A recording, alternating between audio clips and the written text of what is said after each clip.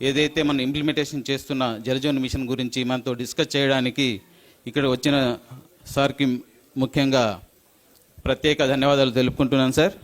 Sir, ఇప్పుడు మన గౌరవ ఉప ముఖ్యమంత్రి గారు లైటింగ్ ల్యాంప్ పెద్దలందరికీ, వేదిక మీద ఉన్న అందరు పెద్దలందరికీ కూడా రిక్వెస్ట్ చేస్తున్నాను సార్.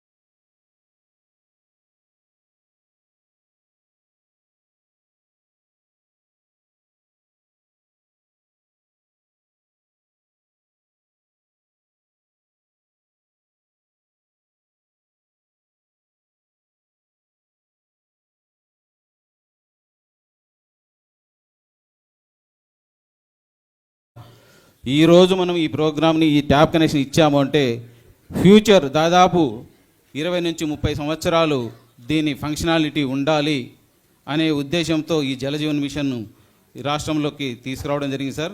సో దేశవ్యాప్తంగా ఈ ప్రోగ్రాం జరిగింది. సో అందులో మన రాష్ట్ర ప్రభుత్వం మనం 2019లో స్టార్ట్ అయినా కూడా 2 సంవత్సరాలు దాదాపు అప్పుడున్న పరిస్థితుల వల్ల లేట్గా స్టార్ట్ కావడం జరిగింది సార్. సో 22లో దీని అడ్మినిస్ట్రేటివ్ శాంక్షన్స్ తీసుకోవడం జరిగింది. దాదాపు 77,000 వర్కులకి శాంక్షన్స్ తీసుకోవడం జరిగింది సార్. సో దీంట్లో దాదాపు 26,000 కోట్లతో ఎస్టిమేట్ కాస్ట్ శాంక్షన్స్ తీసుకొని 95.44 ల్యాక్స్ ట్యాప్ కనెక్షన్స్ అనేది లక్ష్యంగా తీసుకోవడం జరిగింది సార్. సో జేజేఎం స్టార్ట్ అవ్వకముందే 30.74 ల్యాక్స్ మనం ఆల్రెడీ జేజేఎంకి ముందు ప్రైవేట్ కనెక్షన్స్ కావచ్చు, గవర్నమెంట్ కనెక్షన్స్ కావచ్చు రీచ్ అయి ఉన్నాయి సార్. సో బ్యాలెన్స్ ఏదైతే 64.7 ల్యాక్స్ ట్యాప్ కనెక్షన్స్ ఉన్నాయో వాటిని చేయడానికి మనం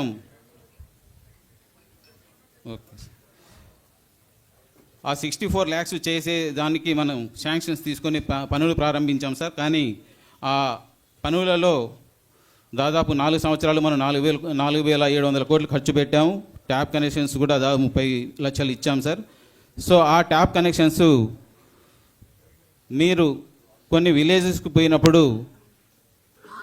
ప్రజలు మీకు కంప్లైంట్స్ చేయడం జరగడం అవన్నిటిని కూడా మీరు మాతో డిపార్ట్మెంట్తో రివ్యూ చేసినప్పుడు అది మా దృష్టికి తెచ్చి ఈ జలజీవన్ మిషన్ యొక్క లాస్ట్ ప్రీవియస్గా అర్లీగా మీరు చేపట్టిన పనుల ఫంక్షనాలిటీ గురించి ఒక సర్వే చేయమని చెప్పి మాకు ఆదేశించడం జరిగింది సార్. దాన్ని బేస్ చేసుకొని మేము పల్స్ సర్వే చేయడం జరిగింది. సో పల్స్ సర్వేలో చాలా విషయాలు బయటపడడం జరిగింది సార్. ట్యాప్స్ కొన్నిటికి ఇచ్చారు, ట్యాప్స్ ఇచ్చిన క్వాలిటీ సఫిషియెంట్ క్వాలిటీ ఇవ్వలేకపోవడం, ట్యాప్స్ పని చేయకపోవడం, వేసిన పైప్ లైన్లు కొద్దిగా ఇబ్బందికరంగా ఉండడం, ఇలాంటివన్నిటికీ మీ దృష్టికి రావడం, అది మేము పల్స్ సర్వే ద్వారా తీసుకొని ఆ పల్స్ సర్వేలో మేజర్గా తేలింది ఏమంటే సార్, ఏదైతే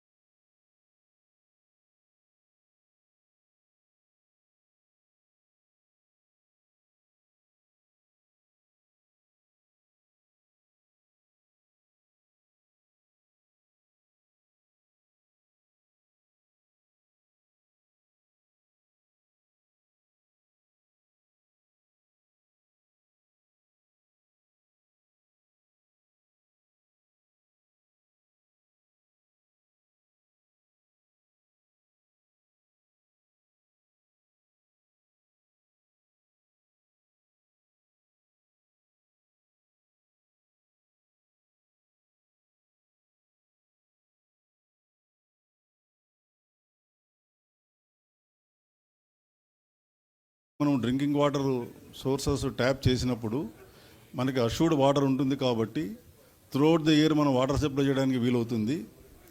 సో ఈ విధంగా ఎక్కడైతే రిజర్వాయర్స్ ఉన్నాయో అక్కడి నుంచి డ్రింకింగ్ వాటర్కి ఇవ్వడానికి కావాల్సినటువంటి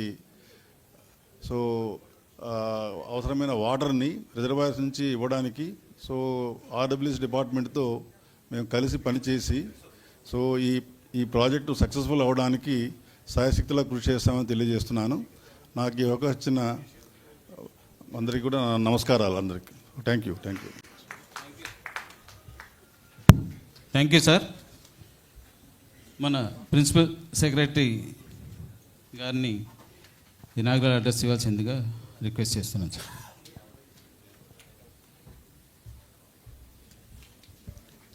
సభకు నమస్కారం. ఈ చాలా కీలకమైన జల్ జీవన్ మిషన్ పైన ఒక వర్క్షాప్కి చీఫ్ గెస్ట్గా ఇన్స్పిరేషన్గా చీఫ్ గెస్ట్గా కారక్గా వర్క్షాప్కి హాజరైన డిప్యూటీ సీఎం గారు గౌరవనీయులు పవన్ కళ్యాణ్ గారికి, ఈ వర్క్షాప్కి హాజరైన ఈఎన్సీ గారికి, సిఈ గారికి, వెంకటేశ్వరరావు గారు అంటే ఈ వాటర్ సెక్టర్ మొత్తము దానిపైన ఉన్న అందరికంటే పెద్ద ఎక్స్పర్ట్గా ఉన్న వెంకటేశ్వరరావు గారికి,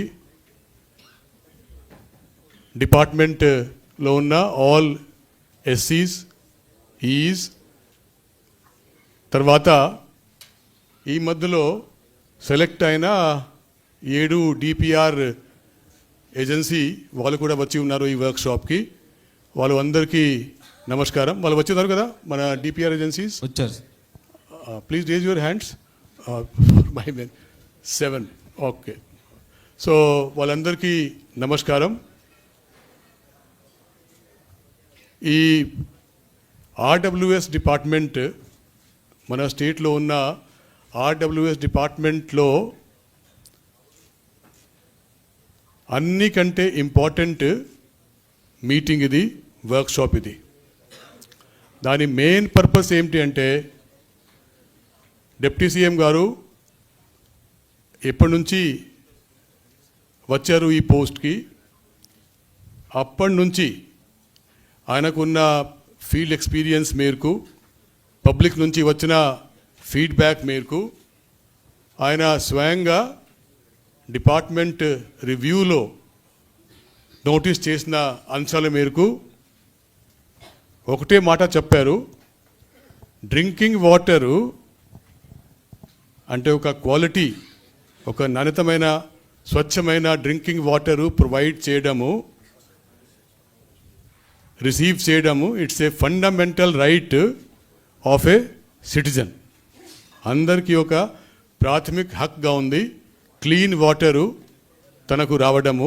మనకున్న డెమోక్రసీలో it is a fundamental right అని ఆ విధంగా భావించి ఇప్పుడు జల్ జీవన్ మిషన్లో ఉన్న లోపాలు మనం ఏ విధంగా Jal Jeevan mission last 4 years 5 years నుంచి 3 years 4 years నుంచి ఇంప్లిమెంట్ చేసుకుంటున్నాము, ఎట్లా ఉంది పరిస్థితి, ఎంతవరకు వచ్చి ఉన్నాము, గ్యాప్స్ ఉందా, గ్యాప్స్ ఉంటే ఇక్కడ ఉన్నాయి, అది స్టడీ చేసే కోసము ఒక పల్స్ సర్వే ఈ సంవత్సరమే జూలై ఎండ్ ఆగస్ట్ ఇనిషియల్ డేస్లో, August 1st week 2nd week అనుకోండి, ఈ సంవత్సరము ఆగస్ట్ 1st fortnightలో ఒక మొత్తము జల్ జీవన్ వర్క్స్ పైన ఒక పల్స్ సర్వే జరిగింది డిప్యూటీ సీఎం ఆర్డర్స్ మేరకు మొత్తం రాష్ట్రంలో. పల్స్ సర్వే ఏంటి మన రాష్ట్రంలో ఒక 95 lakh రూరల్ హౌస్ హోల్డ్స్ ఉన్నాయండి. ఆ 95 lakh రూరల్ హౌస్ హోల్డ్స్కి ఇంటికి ట్యాప్ ప్రొవైడ్ చేయడము, ఆ ట్యాప్ ద్వారా కనీసము 55 LPCD అంటాము, అంటే 55 litre per capita per day, మనిషికి 55 లీటర్ చొప్పున రోజుకి నీళ్ళు రావడము. దాంతో సహా ఆ నీళ్లు క్వాలిటీగా ఉండడము, ఆ నీళ్లు క్వాలిటీగా ఉండడం మాత్రమే కాకుండా ఒక సస్టైనబుల్ సోర్స్ నుంచి రావడం. ఇది అంతా మనకు ఉన్న ఒక మొత్తం దేశంలో ఉన్న నడుస్తున్న జల్ జీవన్ మిషన్ ప్రోగ్రామ్కి 3 ఆబ్జెక్టివ్స్. ఇంటింటికి ట్యాప్ ఉండాలి, ఆ ట్యాప్ నుంచి కనీసము 55 ఎల్పిసిడి నీళ్లు మనము ప్రొవైడ్ చేయాలి. ఆ నీళ్లు has to be of good quality and has to come from sustainable source. ఈ 3 ముఖ్యమైన ఆబ్జెక్టివ్ జల్ జీవన్ మిషన్కి ఉన్న.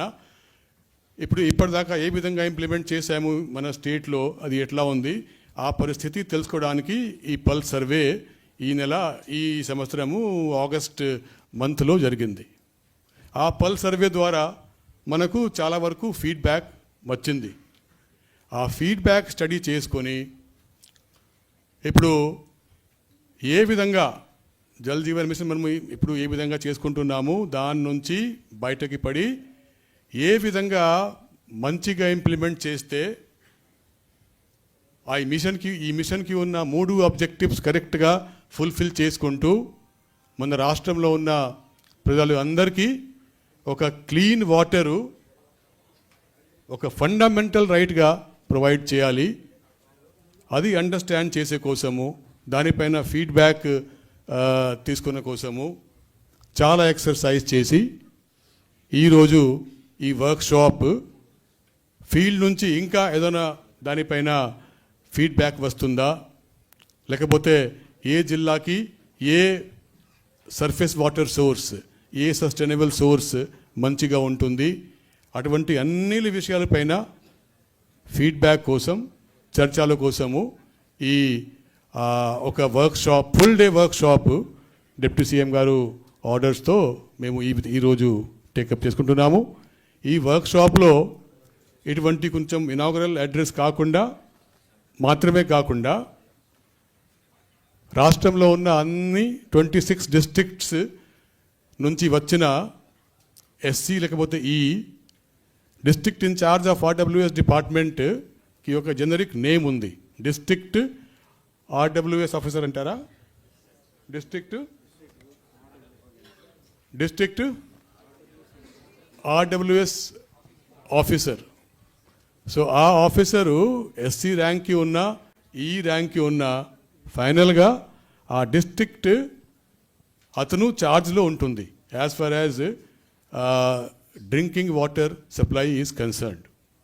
సో నేను మాత్రమే నేను ఎస్సీ కాదు, సో అట్లా కాకుండా by government order the concerned district RWS officer is completely in charge of the RWS department for that district.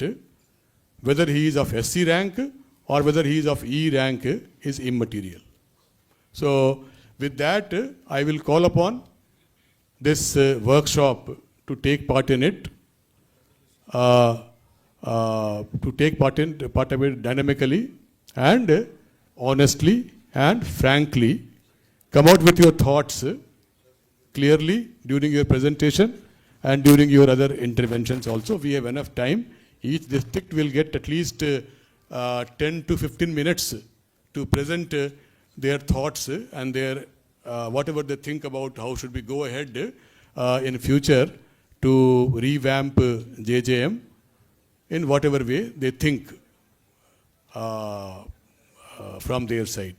So I will end with that, and I will wish this workshop all the best and hope that it will come up with very good outcomes. Thank you. Thank you sir. ఇప్పుడు మన గౌరవ ఉప ముఖ్యమంత్రి గారిని ఈ workshop మీద మాట్లాడాల్సిందిగా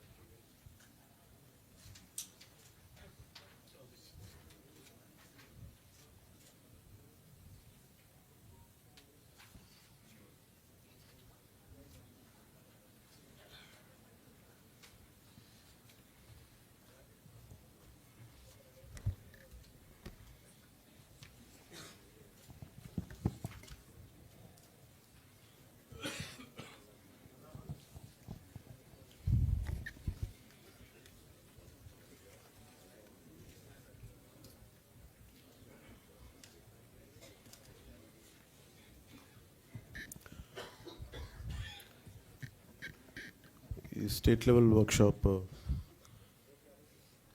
Jal Jeevan mission ఇంప్లిమెంటేషన్కి సంబంధించి ఈ స్టేట్ లెవెల్ వర్క్షాప్కి వచ్చేసిన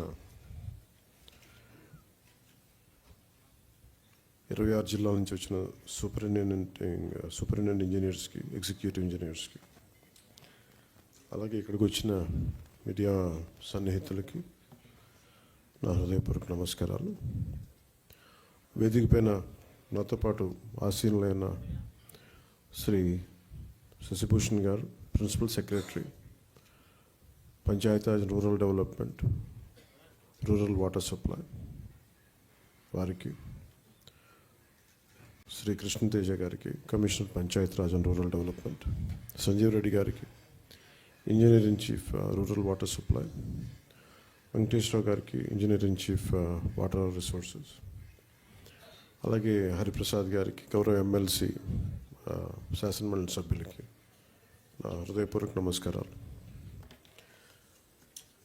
ఈ జల్ జీవన్ మిషన్ ఈ రోజున ఒక 2019 ఆగస్టులో ప్రారంభమైంది. 2024కి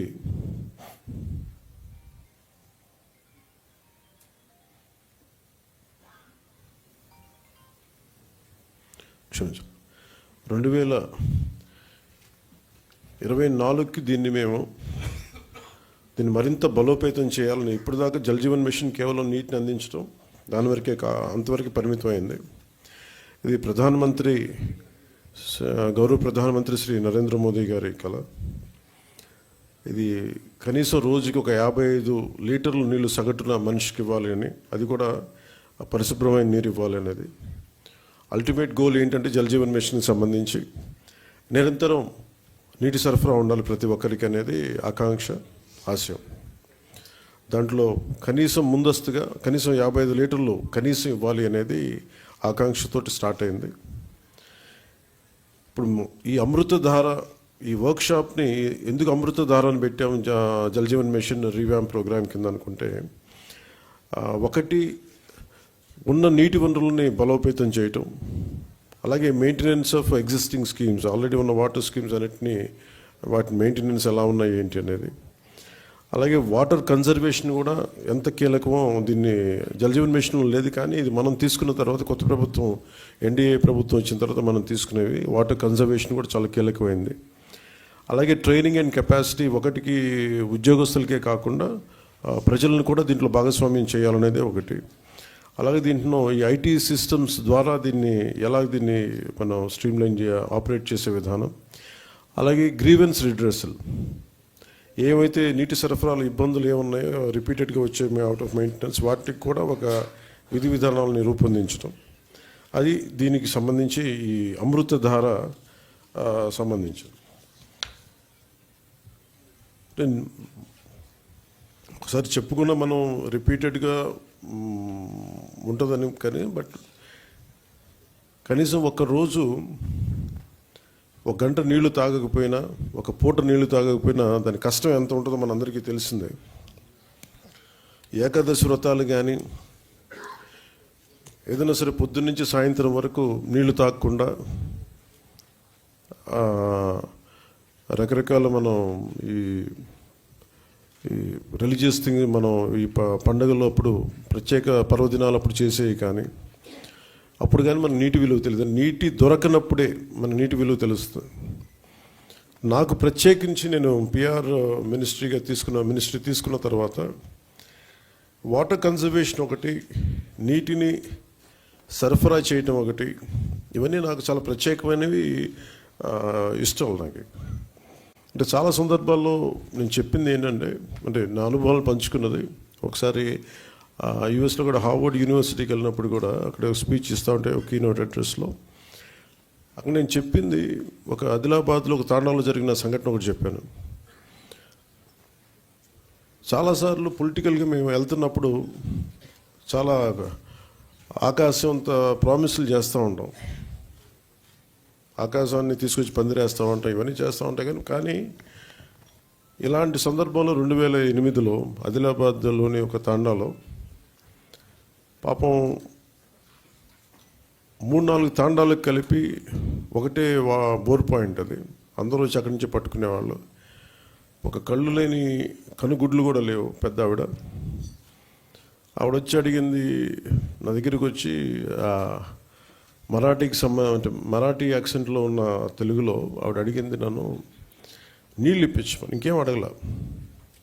అంటే నీరు ఎంత కీలకమైందంటే మనం ఒక భీష్మేకాదశి రోజున 24 గంటలు నీళ్లు తాకపోతే ఎంత దారుణంగా ఉండదో నిజంగా కష్టం పాటించే వాళ్ళకి తెలుసు, వ్రతాలు పాటించే వాళ్ళకి, కానీ దొరకని వాళ్ళకి. సో ఇది అనేక మంది చాలామంది నలిగి బాధలను అర్థం చేసుకుని దానికి ఒక పరిష్కార మార్గం, చాలామంది శ్రమ ఎప్పటికప్పుడు చేసుకుంటూ వచ్చారు. నేను రివ్యూ చేసిన తర్వాత పంచాయతీరాజ్ శాఖ రివ్యూస్లో జేజేఎంది చాలా కీలకంగా అనిపించింది. చాలా ఉన్నతమైన ఆశయంతో మొదలుపెట్టింది. ఎందుకు మనం దీన్ని ముందుకు తీసుకెళ్ళలేకపోయాం అనేది చాలా లోతుగా ఒకసారి అధ్యయనం చేస్తే అసలు 2019లో కేరళ మనకి మన కేంద్ర ప్రభుత్వం దీనిని ప్రతి రాష్ట్రాలకి మీకు ఎంతెంత అవసరాలు ఉన్నాయని, మీ నీటి అవసరాలకి ఈ సగటు పర్ క్యాపిటల్ కన్సంప్షన్ ఎంత ఉంటుంది, దానికి ఎంత కావాలి మీకు డబ్బులను అడిగితే ఉత్తరప్రదేశ్ 1.5 లక్షన్నర కోట్లు అడిగింది, మధ్యప్రదేశ్ 83,000 కోట్లు అడిగింది, గుజరాత్ 32,000 కోట్లు అడిగింది, కేరళ 45,000 కోట్లు అడిగింది. వీటన్నిటిలో కూడా మీరు కేరళని తీసుకుంటే మనకంటే చాలా చాలా చిన్న రాష్ట్రం, మనలో 4వ భాగం ఉంటుందేమో, 3వ భాగం కానీ. అలాంటి కేరళ 45,000 కోట్లు అడిగితే గత ప్రభుత్వం జల్ జీవన్ మిషన్కి వాళ్ళు అడిగింది 26,000 కోట్లు మాత్రం అడిగారు.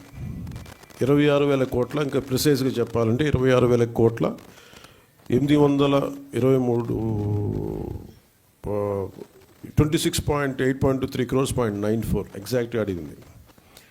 కానీ వాళ్ళు మంజూరు చేసింది 4,787.10 కోట్లు. ఇది కూడా దేనికి అంటే వీళ్ళు పూర్తిగా డబ్బులు ఇవ్వలేకపోయారు, స్టేట్ షేర్ ఇవ్వలేదు వీళ్ళు. దానివల్ల మనం పూర్తిగా అవైల్ చేసుకోలేకపోయాం, సద్వినియోగం చేసుకోలేకపోయాం. దాంట్లో కూడా మీరు వెళ్ళి చూస్తే బేసిక్గా జల్ జీవన్ మిషన్ మన కేంద్ర ప్రభుత్వం, మనం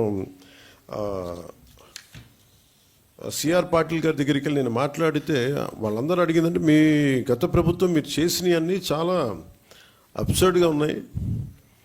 మేము అడిగింది ఏంటంటే పర్మనెంట్, అంటే ఒక సస్టైనబుల్ వాటర్ సోర్స్ నుంచి రావాలి. అంటే బేసిక్గా వాళ్ళు అడుగుతుంది ఏంటంటే మీకు రిజర్వాయర్ నుంచి నీళ్లు తీసుకుంటేనే ఇది ఇస్తుంది, మీరు పైప్ లైన్కి మేము ఇవ్వం, మీరు రిజర్వాయర్ నుంచి తీసుకొని మీరు అది ప్రజలకు ఇవ్వాలి, అంతేగాని గ్రౌండ్ వాటర్ నుంచి కాదు ఇదని చెప్తే. కానీ గత ప్రభుత్వం చేసిందంతా ఏంటంటే మన అడిగిన పర్పస్ ఏంటంటే కేంద్ర ప్రభుత్వం ప్రాజెక్ట్ ఇది రిజర్వాయర్ నుంచే తీసుకోమని చెప్పింది. కానీ గత ప్రభుత్వం ఈ 4,000 కోట్లకు కూడా, ఎందుకంటే మనం కొత్త ప్రభుత్వం వచ్చాక దాదాపు 700 కోట్లు మనం తీసుకున్నాం, మనం చేసిన మనం తీసుకున్నది. ఇప్పుడు జల్ జీవన్ మిషన్ కింద వాళ్ళు అడిగింది ఏంటంటే మనకున్న దాదాపు 38 మేజర్ సస్టైనబుల్ సోర్స్ రిజర్వాయర్స్ ఉన్నాయి మనకి, వాటికి సంబంధించి 95.44 ట్యాప్ కనెక్షన్స్కి 38 వాటర్ రిసోర్సెస్ నుంచి సస్టైనబుల్ వాటర్ రిసోర్స్ని తీసుకోమని ప్రతిపాదన ఉంది. కానీ గత ప్రభుత్వం ఏం చేసిందంటే 4,000 కోట్లు కూడా గ్రౌండ్ లెవెల్లో చూస్తే కంప్లీట్గా కేంద్ర ప్రభుత్వం నిబంధనలకు వ్యతిరేకంగా చేశారు. ఏదో 1-2 స్కీములు తప్ప మిగతావన్నీ కూడా, అంటే ముందు పైపులు కొనేశారు. ఫస్ట్ ఎక్కడైనా సరే మనం నీటిని ఎక్కడి నుంచి తెచ్చుకుంటాం అనేది గుర్తించడం మానేసి ముందు పైపులు వేసేసారు. అవసరమైతే ఒక బోర్ పాయింట్ తవ్వేశారు. అలా ఇచ్చేస్తే ఇక్కడ మీకు చూపించదలుచుకుంది ఈ ఈ 2 మ్యాప్స్ ఉన్నాయి ఇక్కడ. యాక్చువల్ జల్ జీవన్ మిషన్ తాలూకు ముఖ్య ఉద్దేశం ఇది. 38 సస్టైనబుల్ రిజర్వాయర్స్ నుంచి ఇది దీని మ్యాపింగ్ ఇలా ఉండాలి. ఈ రెడ్ ఎందుకు ఉన్నాయి ఇక్కడ, ఈ రెడ్ ఇవన్నీ ఎందుకు ఉన్నాయి అంటే ఇవన్నీ బోర్ పాయింట్స్తో చేసింది. బోర్ పాయింట్స్ నిరంతర సరఫరా ఉన్నది. ఏదో ఒక 5 నెలలు రావచ్చు, లేదంటే వాటర్ చెరువులు బోర్లు ఎండిపోతే మళ్ళీ ఆగిపోతాయి. సో ఇట్లాగా వీళ్ళు 4,000 కోట్లు ఖర్చు పెట్టినా కానీ వాస్తవానికి అవేవి పనిచేసే పరిస్థితిలో లేవు. సో దిస్ ఇస్ 4,000 కోట్లు దుర్వినియోగం అయిపోయినట్టుగా మనం భావించవచ్చు. సో అందుకని మళ్ళీ తిరిగి కొత్త ప్రభుత్వం వచ్చాక గౌరవ ముఖ్యమంత్రి శ్రీ నారా చంద్రబాబు గారి ఆధ్వర్యంలో, ఆయన నాయకత్వంలో ఆయన మాకు చెప్పిన ప్రమాణాలు కానీ ఆదేశాలు కానీ మేము ఈ సస్టైనబుల్ వాటర్ సోర్స్ని ఎంత బలోపేతంగా ముందుకు తీసుకెళ్ళాలి, అలాగే ఎలా దీన్ని ఈ కన్జర్వేషన్ ఒక దీన్ని భాగం చేయాలి, దీంట్లో వీటన్నిటిలో మేము ముందుకెళ్తాం. మొన్న నేను సిఆర్ పాటిల్ గారి దగ్గరికి కూడా నేను వెళ్ళినప్పుడు కేరళ 45,000 కోట్లు అడిగింది. మేము అడుగుతుంది కనీసం మాకున్న రాష్ట్రానికి మాకున్న పరిధి కనీసం ఒక 70,000 కోట్లు మాకు మంజూరు చేయమని నేను ప్రతిపాదించాం. రాష్ట్ర ప్రభుత్వం తరపు నుంచి ప్రతిపాదిస్తే వాళ్ళు అడిగింది ఏంటంటే, మీరు కంప్లీట్ డీటెయిల్డ్ ప్రాజెక్ట్ రిపోర్ట్ తీసుకొని ఎందుకు మీకు 70,000 కోట్లు ఖర్చు అవుతుంది అది మొత్తం వివరాలు ఇవ్వమంటే మేము దాన్ని ఆ పనిలో ఆ క్రమంలో ఉన్నాం. ఐ థింక్ అది శశిభూషణ్ గారు చెప్పాలి, ఆల్మోస్ట్ ఇప్పుడు మనం వచ్చి జనవరి నెలాఖరికి కంప్లీట్ డిపిఆర్ తీసుకొని జలశక్తి మినిస్టర్ గారికి దీన్ని ప్రతిపాదన పంపిస్తాం. కానీ మేము ఏమనుకున్నామంటే, ఇక్కడున్న టీం కూడా చాలా ఎఫెక్టివ్ టీం, అందరూ తప్పన పడి ఏదో చేద్దాం అనుకున్నది. దాంట్లో భాగంగానే ముందు మేము ఏం చేసామంటే, నేను అడిగింది ఏంటి అంటే, అసలు మనకి ఎంత గత 4,000 కోట్లు ఖర్చు పెట్టామని చెప్తున్నారు, అసలు దీని మీద మీరు ఎంత నేను ఏ ఊరికి వెళ్ళినా ఎక్కడికి వెళ్ళినా మాకు నీళ్లు రావట్లేదు, పైప్ వేసారు కానీ నీళ్ళు రావట్లేదు అనేది ఏ జిల్లాకి వెళ్ళినా నాకు వచ్చే ఒక కామన్ కంప్లైంట్. సో అందుకని నేను రాగానే అడిగానంటే, ఒకే రోజున తక్కువ రోజుల్లో కానీ అసలు ఎన్ని గృహాలకి వీళ్ళు ఇచ్చారు, ఎన్ని గృహాలకి వీళ్ళు ఈ నీళ్ళు వస్తున్నాయి, ఏ స్థాయిలో వస్తున్నాయి మీరు ఒకసారి చేయమని చెప్తే, చాలా ఒక యుద్ధ ప్రాతిపాదికన దాదాపు ఒక 3-4 వారాలు చేసాం. మేము ఒక రోజులో 2 రోజులు చేద్దాం అనుకున్నా కానీ ఉన్న పరిమితులతోటి చాలా ఒక డీటెయిల్ సర్వే చేస్తే, పల్స్ సర్వే ఒకటి చేస్తే వీళ్ళు చెప్పింది ఏంటంటే, జల్ జీవన్ మిషన్ వాళ్ళు గతంలో ఇచ్చిన ప్రకారం 95.44 లక్షల కుటుంబాలకి గాను మేము వాళ్ళు 70.4 లక్షల గృహాలకి నీటి కుళాలు అందించబడ్డాయి. ఇంకా 25.40 లక్షలు నీటి కుళాలు ఇంకా ఇవ్వవలసిందనేది గతంలో తెలియజేసింది. కానీ ఈ పల్స్ సర్వే ప్రకారం మేము చేస్తే దీంట్లో 85.22 లక్షల కుటుంబాలకు గాను కేవలం 55.37 లక్షల గృహాలకి నీటి కుళాయిలు అందించబడ్డాయి. 29.85 లక్షల నీటి కుళాయిలకి ఇంకా ఇవ్వవలసి ఉందనేది ఈ డిఫరెన్స్ కూడా మనకి దీనివల్ల బయటకు వచ్చింది. సో దీంట్లో ఎక్కువ జల్ జీవన్ మిషన్ గతంలో తాగునీటి వనరులు ఎక్కువ శ్రేణుల్లో బోర్వెల్స్నే ఉపయోగించడం జరిగింది. కానీ ఇది భవిష్యత్తుకి సుస్థిరమైనవి కావు. ఇది అసలు జల్ జీవన్ మిషన్ యొక్క ముఖ్య ఉద్దేశానికే అసలు సంబంధం లేనిది అది. అందుకని మేము సస్టైనబుల్ వాటర్ రిసోర్సెస్ తోటి దాదాపు మనకున్న ఈ 20 పైగా ఉన్న ఈ సస్టైనబుల్ వాటర్ రిసోర్సెస్ నుంచి తీసుకునే బాధ్యతలో ఈ వర్క్షాప్ ఎందుకు పెట్టామంటే, ప్రతి 26 జిల్లాల నుంచి వచ్చిన అధికారులందరికీ కూడా మీ జిల్లాలో ఎలాంటి సమస్యలు ఉన్నాయి, దాన్ని దీన్ని అంటే మీ ఇన్పుట్స్ కావాలి. ఎందుకంటే ఒకసారి కేవలం ఒక సెంట్రల్ కమాండ్ నుంచి కానీ ఒక సెంట్రలైజ్డ్ అడ్మినిస్ట్రేషన్ కాకుండా ప్రతి జిల్లాకి వెళ్ళి కనుక్కోవాలని చాలా రివ్యూ మీటింగ్స్లో ఉంటే దాని నుంచి ఉత్పన్నమైంది ఈ వర్క్షాప్. సో నాకు మీరు మనస్ఫూర్తిగా మన objective to fulfil the dream of honourable prime minister Shri Narendra Modi ji to give sustainable water with a per capita 555 liters per day as on now, and in future it should be never ending supply of water. That is the final objective of Jal Jeevan Mission. So దీంట్లో భాగంగా కనీసం మనందరి బాధ్యత, కనీసం ఒక forget about మనందరం political ప్రాసెస్లో ఉన్న, అడ్మినిస్ట్రేటివ్ ప్రాసెస్లో ఉన్న, వీటన్నిటికంటే కూడా సగటు బేసిక్ మనిషి నీటి అవసరాలు తీర్చడం కనీస ఒక ఫండమెంటల్ రైట్ అది. ఇది కొంచెం మానవతా దృష్టితోటి కొంచెం ఈ కేవలం మనం అధికారులు లేదంటే మనం కూర్చోబెట్టి వ్యవస్థలో భాగస్వాములు అయిన వాళ్ళు కాకుండా ఒక మానవతా దృక్పథంతో అందరం దీన్ని ముందుకు తీసుకెళ్ళాలి. మీ అందరి సహకారం కావాలి. డిజైనింగ్లో చాలా చాలా లోపాలు ఉన్నాయి. పైప్ లైన్లు వేసేస్తున్నాం. పైప్ లైన్లు వేసేస్తే కనీసం ఒక 3 అడుగులు ఎత్తుండే కొంచెం ఎత్తుగా ఉండే ప్రాంతాలకేమో నీళ్ళు కూడా వెళ్ళట్లేదు. పైప్ లైన్ పక్కకి వెళ్తుంది కానీ పైకి వెళ్ళాలంటే పైప్ లైన్స్లో డిజైన్ బాగలేదు. అండ్ దాని ఇన్నోవేటివ్ డిజైనింగ్ లేదు. టెక్నికల్ ఆస్పెక్ట్స్ని దాన్ని దృష్టిలో పెట్టుకోవాలి. చాలా ఒకసారి ఎలా అనిపిస్తుంటే చాలా మొరటుగా పైపులు గొయ్యి తప్పి పైప్ వేసేయడం తప్ప అసలు నీళ్ళు వెళ్తాయా లేదా, ఇది ఎన్ని అడుగులు ఎత్తులో ఉంది, దీనికి ప్రెషర్ ఎలా ఉంది. అలాగే ఒక 1 కిలోమీటర్ పైప్ లైన్ వేస్తున్నప్పుడు ఈ మధ్యలో ఉండే ఇళ్ళు ఎక్కువ మంది కొంచెం ప్రెషర్ పంపులు పెట్టి లాగేస్తే మిగతా చివరుండే ఇళ్ళకి రావట్లేదు. వీటన్నిటికీ చాలా లోతుకి వెళ్ళే కొద్దీ సమస్యలు అనేక ఉత్పన్నం అవుతూ వచ్చినాయి. సో వీటన్నిటికీ సంబంధించి ఒక సమగ్రమైన ఒక పరిష్కారం వెతకాలి. ఇప్పటికీ మన శశిభూషణ్ గారు బిగినింగ్లో మేము మాట్లాడుకుంటా ఉంటే భారతదేశ ప్రభుత్వం స్వాతంత్రం వచ్చినప్పటి నుంచి మామూలు డబ్బు ఖర్చు పెట్టలేదు. దాదాపు ఏదో ఒక లెక్క తీస్తే దాదాపు 1,00,000, I think more than 1 lakh crores I think till now government of India had spent. ఇంత డబ్బు ఖర్చు పెట్టి కూడా ఇంకా ఒక ఆదిలాబాద్ తాండాలో ఉండే ఒక పెద్దావిడ కానీ, కళ్ళు లేని పెద్దావిడ కానీ, మొన్న నేను పిఠాపురం వెళ్తే ఇంకా మాకు నీళ్ళు రావట్లేదని ఒక ప్రాంతానికి వెళ్తే నీళ్ళు రావడం చాలా పల్చగా వస్తున్నాయి అనేది. అంటే ఆల్మోస్ట్ అంటే ఎంత సన్నటి దారంటే ఒక 30 మంది వెయిట్ చేయాలి. అది ఎప్పటికీ నిండాను. అది ఒక ఉన్నది 2 గంటలు. ఆ 2 గంటల్లో 30 మంది పట్టుకోవాలి. కనీసం అది బకెట్ నిండటానికి కనీసం 10 నిమిషాలు పడుతుంది.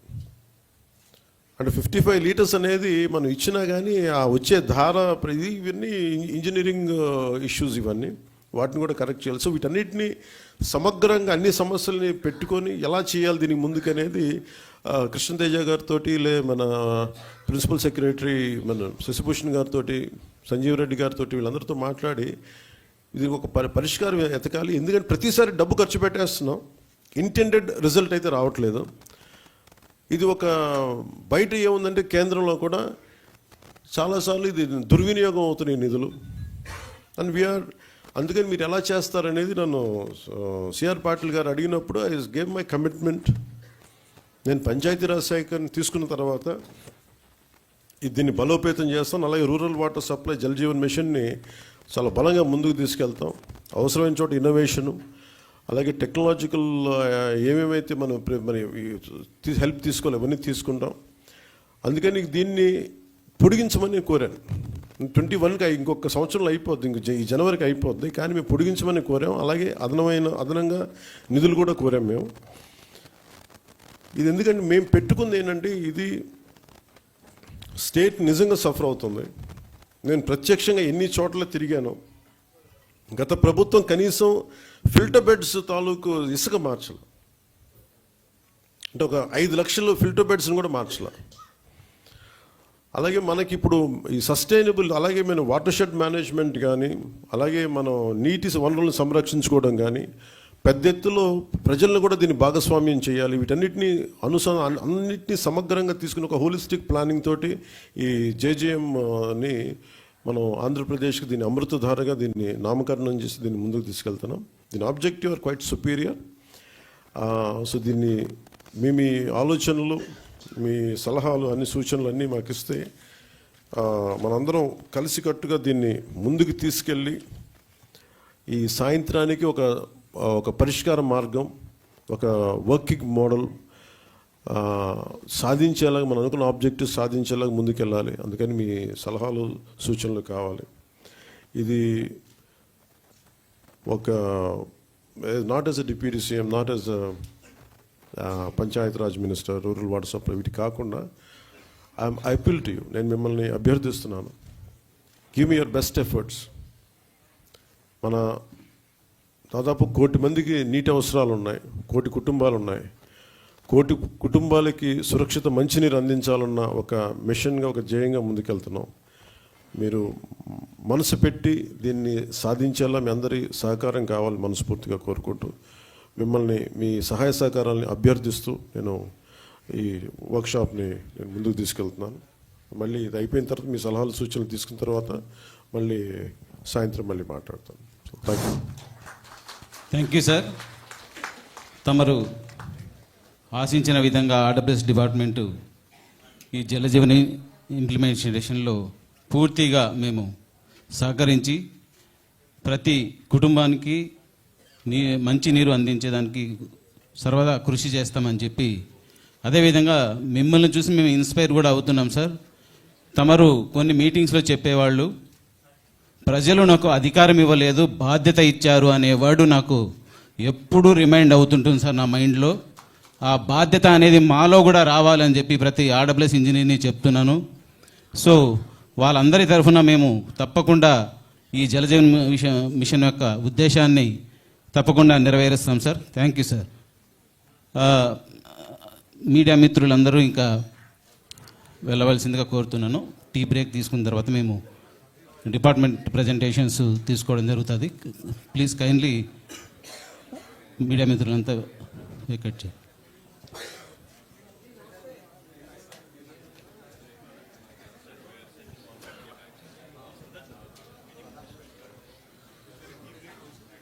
టీ బ్రేక్ కేసెస్ అవును సార్.